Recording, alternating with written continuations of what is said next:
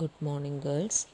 Our next topic is contract of bailment and pledge. അതായത് special കോൺട്രാക്ട്സിൽ വരുന്നതാണ്.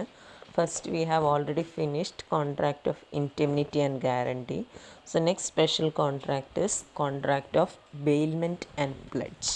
അപ്പോൾ ആദ്യം നമ്മൾ നോക്കാൻ പോകുന്നത് എന്താണ് ബെയിൽമെൻറ്റ് എന്നുള്ളതാണ്.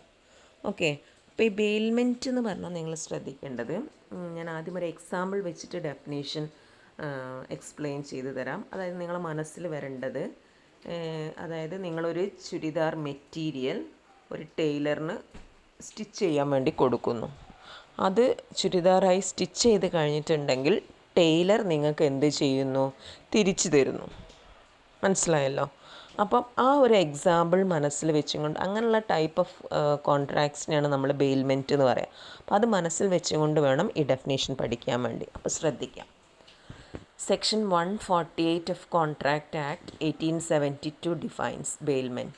Okay, a bailment is the delivery of goods by one person to another for some purpose upon a contract that they shall, when the purpose is accomplished, be returned or otherwise disposed of according to the directions of the person delivering them.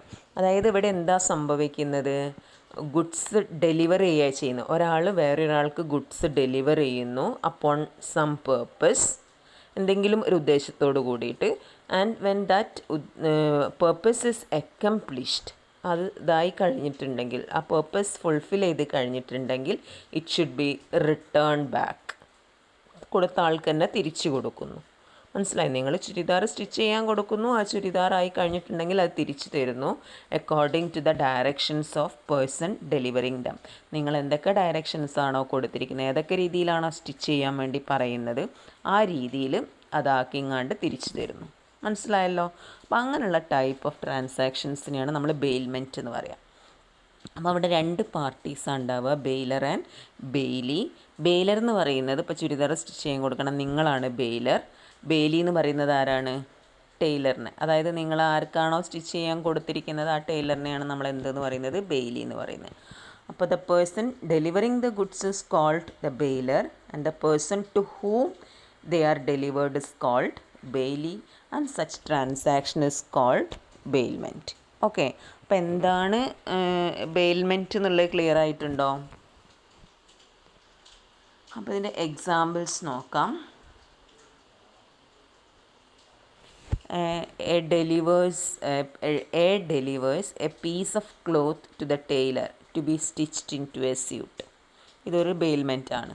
അതേമാതിരി A lends a book to be returned after the examination. ഒരു പേർപ്പസിന് വേണ്ടിയിട്ട് കൊടുത്തതാണ്.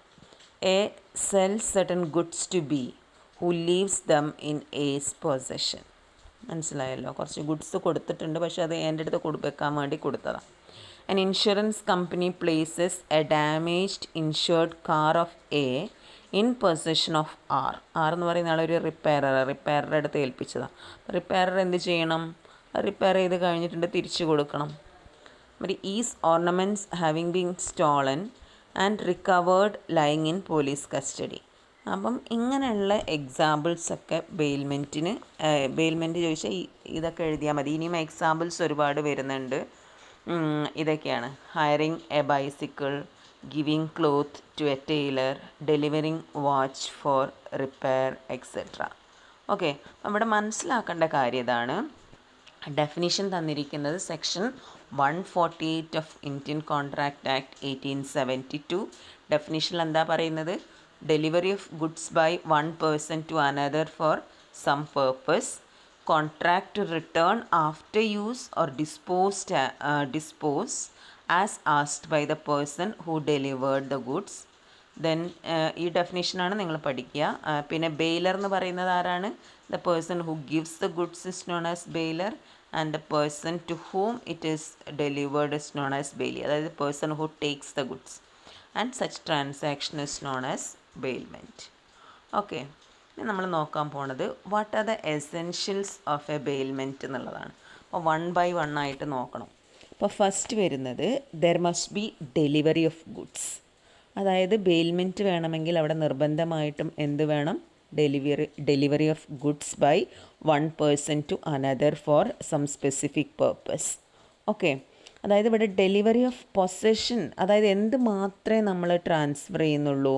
Only possession. വെറുതെ ഒരു സാധനം കയ്യിൽ വെക്കാൻ കൊടുത്താലും അത് ബെയിൽമെൻറ്റ് ആവുന്നില്ല, അത് കസ്റ്റഡിയിൽ നിന്ന് മാത്രമേ പറയുള്ളൂ. അപ്പം പൊസഷൻ ട്രാൻസ്ഫർ ചെയ്യുന്നു എന്തിനു വേണ്ടിയിട്ട്? Upon some purpose. Okay, then second one is delivery എന്ന് പറയുന്നത് എങ്ങനെയൊക്കെ ആവാം? Actual delivery or constructive delivery. അതായത് when the goods are physically handed over to the bailee it is called actual delivery. നിങ്ങളിപ്പം churidar stitch ചെയ്യാൻ വേണ്ടിയിട്ട് ടെയിലറിൻ്റെ അടുത്ത് നേരിട്ട് കൊടുക്കും, മെറ്റീരിയൽ കയ്യിലേൽപ്പിക്കുകയല്ലേ ചെയ്യുക. അപ്പോൾ അതൊരു ആക്ച്വൽ ഡെലിവറിയാണ്. നേരെ മറിച്ച് ഹ്യൂജ് മെഷീൻസൊക്കെ ആണെങ്കിൽ നമുക്ക് മെഷീൻ പൊക്കിങ് ആണ്ട് അങ്ങോട്ട് കൊടുക്കാൻ പറ്റുമോ? ഇല്ല. അവിടെ നമ്മൾ എന്ത് ചെയ്യും? ആ മെഷീൻ്റെ കീ ഹാൻഡ് ഓവർ ചെയ്യും. That is symbolic delivery. Okay, അത് മെഷീൻ കൊടുത്തതിന് തുല്യമാണ്. കീ റിപ്പയറിൻ്റെ അടുത്ത് കൊടുത്തിട്ടുണ്ടെങ്കിൽ it is equal to handing over of machine. അപ്പോൾ ഇതിനാണ് സിംബോളിക് ഡെലിവറി അല്ലെങ്കിൽ കൺസ്ട്രക്റ്റീവ് ഡെലിവറി എന്ന് പറയുന്നത്. അപ്പം ബെയിൽമെൻറ്റിൽ ഡെലിവറി എന്ന് പറയുന്നത് രണ്ട് തരത്തിലും ആവാം, actual delivery or symbolic delivery. Then delivery should be for some purpose upon a contract. എന്തിനു വേണ്ടിയിട്ടാണ് ഈ ഡെലിവറി ചെയ്യുന്നത് എന്നാണ് പറയുന്നത്?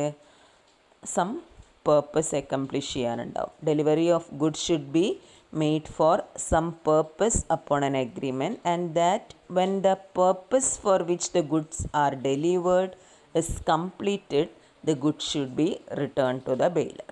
ഓക്കെ, അപ്പോൾ എന്തിനു വേണ്ടിയിട്ടാണോ ഈ സാധനം കൈമാറിയിട്ടുള്ളത് ആ പേർപ്പസ് അച്ചീവ് ചെയ്ത് കഴിഞ്ഞിട്ടുണ്ടെങ്കിൽ ബെയിലി എന്താക്കണം? സാധനങ്ങൾ തിരിച്ചു കൊടുക്കുകയും വേണം. അതാണ് വേറൊരു എലമെൻറ്റ്. അപ്പോൾ റിട്ടേൺ ഓഫ് ഗുഡ്സ് എന്ന് പറയുന്നതാണ് fourth element. It is important that the same goods which form the subject matter of bailment should be return by the bailee to the bailor after the purpose is accomplished. അതായത് ഏത് സാധനമാണോ കൊടുത്തിട്ടുള്ളത് ആ സാധനം തന്നെ തിരിച്ചു കൊടുക്കണം. ഇപ്പം നിങ്ങളൊരു നല്ലൊരു എന്താ പറയുക സിൽക്കിൻ്റെ മെറ്റീരിയലൊക്കെ സ്റ്റിച്ച് ചെയ്യാൻ കൊടുത്തു, ആ സാധനം തന്നെ നിങ്ങൾ തിരിച്ചു കിട്ടണ്ടേ? അല്ലാണ്ട് സാധനം മാറ്റാനൊന്നും പാടില്ല. പക്ഷേ അത് എങ്ങനെയാവാം എന്നാണ് പറയുന്നത്? ചിലപ്പോൾ ഒറിജിനൽ ഫോമിലാവാം തിരിച്ചു കൊടുക്കുന്നത്, ഓർ ഇൻ ഓൾട്ടേർഡ് ഫോം. അതായത് if the goods bailed are altered into another form even then there is a bailment എന്നാണ് പറയുന്നത്. Then ownership is not transferred. അതായത് in the bailment ownership is not transferred from the bailiff to the bailey. എന്ത് മാത്രമേ transfer ചെയ്യുന്നുള്ളൂ? Only the possession is transferred എന്നാണ് പറയുന്നത്. Okay, then in സ്പീഷി എന്ന് ഇവിടെ ഉദ്ദേശിക്കുന്നത് എന്താണെന്ന് വെച്ചാൽ the same goods are to be return and not the equivalent എന്നാണ് പറയുന്നത്. അതായത് ഇവിടെ ഇൻക്ലൂഡിങ് അക്രീഷൻ. ഞാനൊരു എക്സാമ്പിൾ പറയാം. ഒരാൾക്ക് വയ്യാതായ സമയത്ത് അവരുടെ പശുവിന് എന്ത് ചെയ്തെന്നറിയോ? വേറൊരാളെടുത്ത് നോക്കാൻ വേണ്ടി കൊടുത്തു. അപ്പോൾ കുറേ കഴിഞ്ഞപ്പോൾ ഈ പശുവിനൊരു കുട്ടി ഉണ്ടായ സമയത്ത് പിന്നെ ഇയാളൊക്കെ റിക്കവറായി തിരിച്ച് വരുന്ന സമയത്ത് പശുവിനെ ചോദിക്കുകയാണെങ്കിൽ ആ പശുവിനെ മാത്രം കൊടുത്താൽ പോരാ, അതിൻ്റെ എന്താണോ അഡീഷൻസ് അതും കൂടെ കൊടുക്കണം എന്നാണ് പറയുന്നത്. മനസ്സിലായല്ലോ? അപ്പോൾ പശുവിനെയും കുട്ടീനെയും കൂടെ ഒരുമിച്ച് വേണം തിരിച്ചു കൊടുക്കാൻ വേണ്ടിയിട്ട്. അതാ പറയുന്നത് goods the same goods are to be delivered including any accretion. Okay, നമ്മൾ നോക്കാൻ പോണത് what are the difference between bailment and sale എന്നുള്ളതാണ്. അപ്പം ബെയിൽമെൻറ്റ് എന്ന് പറഞ്ഞാൽ നിങ്ങൾ പഠിച്ചു കഴിഞ്ഞ് ഇവിടെ പൊസഷൻ മാത്രം ട്രാൻസ്ഫർ ചെയ്യുന്നു upon some purpose and when that purpose is accomplished it should be return back. നേരെ മറിച്ച് സെയിൽ എന്താ നടക്കുന്നത്? ഓണർഷിപ്പാണ് ട്രാൻസ്ഫർ ചെയ്യുന്നത് from seller to buyer for a price. അപ്പോൾ നോക്കാം differences. First one, nature of delivery of goods. അപ്പോൾ in the case of bailment it is only delivery of possession മാത്രമാണ് ട്രാൻസ്ഫർ ചെയ്യുന്നത്. നേരെ മറിച്ച് ഗുഡ്സ് സെയിലിൻ്റെ കേസിൽ എങ്ങനെയാണ് പറയുന്നത്? Ownership is delivery of ownership of the goods from seller to buyer. And second, gratuitous and non gratuitous. അതായത് ഗ്രാറ്റീഷ്യസും നോൺ ഗ്രാറ്റീഷ്യസും എന്താണെന്നുള്ളത് നമ്മൾ പഠിക്കുന്നുണ്ട്. ഗ്രാറ്റീഷ്യസിൽ എന്താണെന്ന് വെച്ചാൽ when no remuneration is given to the bailee it is called gratuitous bailment. ഇപ്പം നമ്മളെ ഫ്രണ്ട്സിൻ്റെ അടുത്താണ് നമ്മൾ സ്റ്റിച്ച് ചെയ്യാൻ കൊടുക്കുന്നത് വെച്ചാൽ ചില ഫ്രണ്ട്സ് വാങ്ങുമൊന്നുമില്ല ചുരിദാറിൻ്റെ സ്റ്റിച്ച് ചെയ്യുന്ന എമൗണ്ട്. അപ്പം അങ്ങനെയുള്ള ഇതിനെയാണ് ഗ്രാറ്റീഷ്യസ് ബെയിൽമെൻറ്റ് എന്ന് പറയുക. അപ്പോൾ ബെയിൽമെൻറ്റിൻ്റെ കേസിൽ ബെയിൽമെൻറ്റ് എങ്ങനെയൊക്കെ ആവാം? ചിലപ്പോൾ ഫ്രീ ആയിട്ടാവാം, ചിലപ്പോൾ റെമ്യൂണറേഷൻ കൊടുക്കേണ്ടി വരും. അപ്പോൾ bailment may be gratuitous or non gratuitous. നേരെ മറിച്ച് സെയിൽ ഫ്രീ ആയിട്ട് തരും. ഫ്രീ ആയിട്ട് തരികയാണ് അത് ഗിഫ്റ്റ് എന്നേ നമ്മൾ പറയുള്ളൂ. അപ്പോൾ സെയിലിൽ എങ്ങനെയാണ് വരുന്നത്? It is never gratuitous, price is necessary for the seller. Then next is time of possession, അതായത് എത്ര കാലം വെക്കും എന്നുള്ളതാണ് സാധനങ്ങൾ. അപ്പം in the case of bailment, possession of goods is temporary and limited because it must be returned after the accomplishment of certain purpose. നിങ്ങൾ churidar stitch ചെയ്യാൻ കൊടുത്താൽ കാലാകാലം അവരുടെ അടുത്ത് വെച്ചിരിക്കുന്നില്ലല്ലോ, ഒരു ലിമിറ്റഡ് ടൈമാണ്. Then in the case of sale, possession of goods എന്ന് പറയുന്നത് എങ്ങനെയാണ്? Unlimited and permanent because it is delivery of ownership.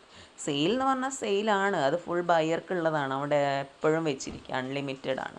Okay, possession of goods is unlimited and permanent. Then purpose of contract. The purpose of bailment is only to achieve some specific purpose. അതായത് എന്ത് ഉദ്ദേശത്തോട് കൂടിയിട്ടുള്ളതാണ് bailment? എന്തെങ്കിലും ഒരു കാര്യം സാധിക്കുക എന്നുള്ളതാണ്. ഒരു purpose ഉണ്ടാവും, ആ പേർപ്പസ് അച്ചീവ് ചെയ്യുക എന്നുള്ളത്. അപ്പോൾ ചുരിദാർ സ്റ്റിച്ച് ചെയ്യാൻ കൊടുക്കണത് ചുരിദാർ നിങ്ങൾക്ക് ഇടുന്ന ഭാഗത്തിലുള്ളൊരു ചുരിദാറായി കിട്ടണം, അതാണ് അവിടുത്തെ ഉദ്ദേശം.